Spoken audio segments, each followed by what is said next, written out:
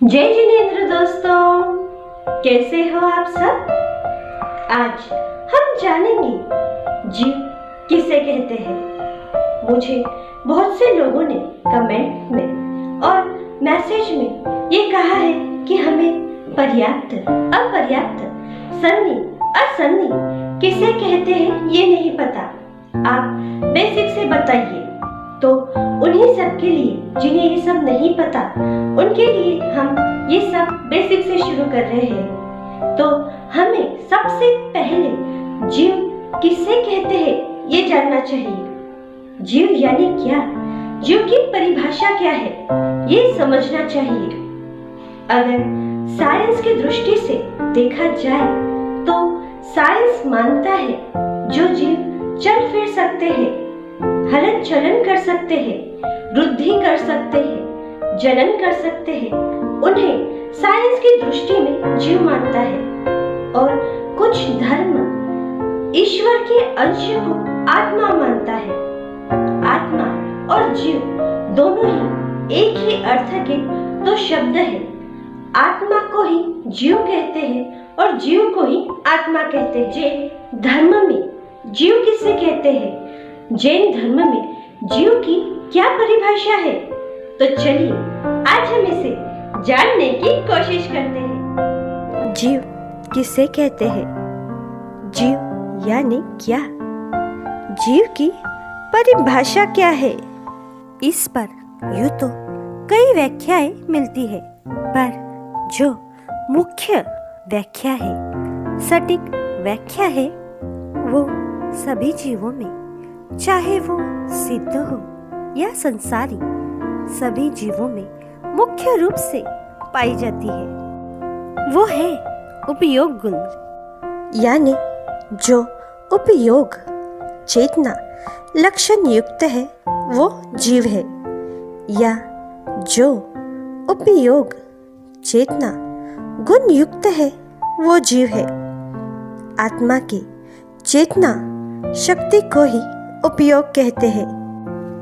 उपयोग और चेतना दोनों का एक ही अर्थ होता है, दोनों ही एक ही अर्थ के पर्यायवाची शब्द है।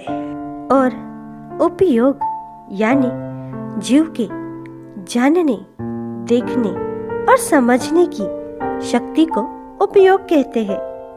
प्रत्येक जीव में उपयोग गुण यानी ज्ञान होता ही है।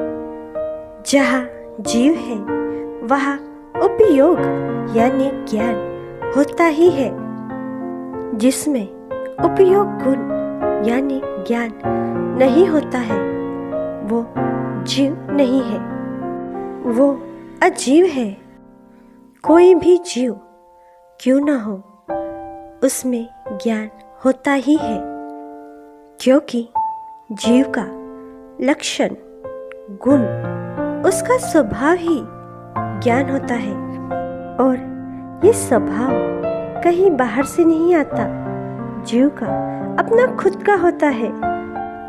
कर्मों के कारण ये गुण छुप जरूर सकते हैं, पर ये गुण कभी भी किसी भी जीव में नष्ट नहीं होते, क्योंकि ये गुण जीव के मूल गुण है, जीव का स्वभाव है। और जैसे कि हमने पहले ये जाना कि उपयोग गुण जिसमें है वे ही जीव होते हैं, और जिसमें उपयोग गुण नहीं है वे अजीव है। चेतना यानी उपयोग के अभाव में जीव की सत्ता हो ही नहीं सकती। और स्वभाव का मतलब भी यही होता है कि जो सदा बना रहने वाला मूल गुण या प्रधान गुण को स्वभाव कहते हैं। जीव में उपयोग गुण किस प्रकार से, ये हम एक उदाहरण से समझ सकते हैं।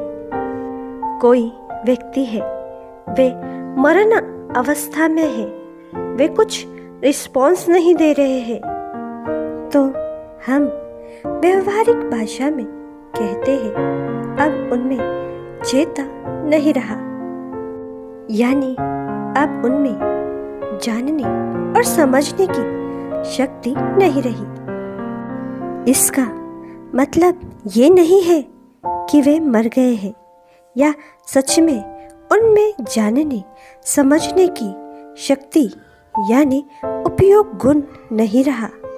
वे जीवित है, उनमें जानने और समझने की शक्ति भी है, पर कर्मों के कारण वे छुप गए हैं। इस उदाहरण से ये साबित होता है कि जीव का लक्षण उपयोग है। हम कहीं न कहीं ये जानते भी हैं, तभी तो हम कहते हैं, पर उसके लिए हम जागरूक नहीं है। शरीर में जब तक आत्मा है वो जीवित है, वो जानने, देखने और समझने में सक्षम है। और जैसे ही शरीर से आत्मा निकल जाती है, वो शरीर अजीव हो जाता है। वो शरीर कुछ भी जानने, देखने या समझने में सक्षम नहीं होते, क्योंकि उपयोग ही आत्मा का गुण है, शरीर का नहीं। आत्मा शरीर से निकली तो उपयोग गुण भी निकल गया। इसे और अच्छे से समझते हैं। जैन धर्म में जीव को द्रव्य मानते हैं और द्रव्य के दो धर्म है, गुण और पर्याय। या द्रव्य यानी जो गुण और पर्याय से युक्त हो, गुण यानी जिससे नित्य, शाश्वत और नश्वर लक्षण की व्याख्या हो, जिसका कभी नाश न होता हो, जो अनश्वर है वो गुण है। गुण सदा द्रव्य के साथ रहता है। गुण द्रव्य का अनिवार्य, अपरिवर्तनीय, शाश्वत धर्म है, जो कभी भी नहीं बदलता। द्रव्य से गुण कभी भी अलग नहीं होता। जैसे सोने से उसका पीलापन, पानी से उसकी शीतलता, अग्नि से उसकी उष्णता अलग नहीं होती, उसी प्रकार द्रव्य से गुण अलग नहीं होता।